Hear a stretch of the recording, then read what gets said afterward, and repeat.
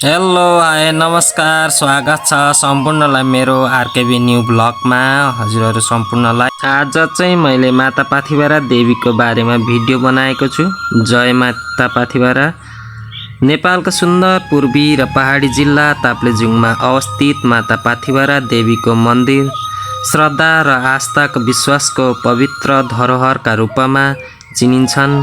टाढा टाढाबाट भक्तजनहरू माता पाथिभराको दर्शन गर्न यहाँ आउने गर्छन्। भक्तजनहरूको गहिरो विश्वास छ कि सच्चा मन र श्रद्धा र विश्वासको साथ माता पाथिभरासँग प्रार्थना गर्दा मनोकामना पूरा हुन्छ र जीवनको सुख शान्ति तथा सकारात्मक ऊर्जा प्राप्त हुन्छ भन्ने हामीलाई विश्वास छ।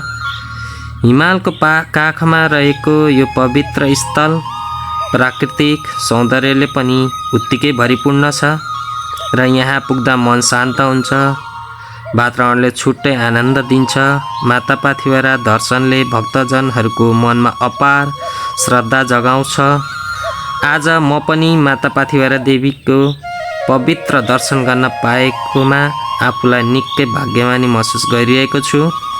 आज चाहिँ म माता पाथिभरा देवीसँग के माग्न चाहन्छु भने, हे माता पाथिभरा देवी सबै भक्तजनको जीवनमा सुख शान्ति र समृद्धि र खुसी प्रदान गर्नुहोस्, सबैको राम्रो मनोकामना पुरा होस् भन्दै जय माता पाथिभरा देवी जय ताप्लेजुङ।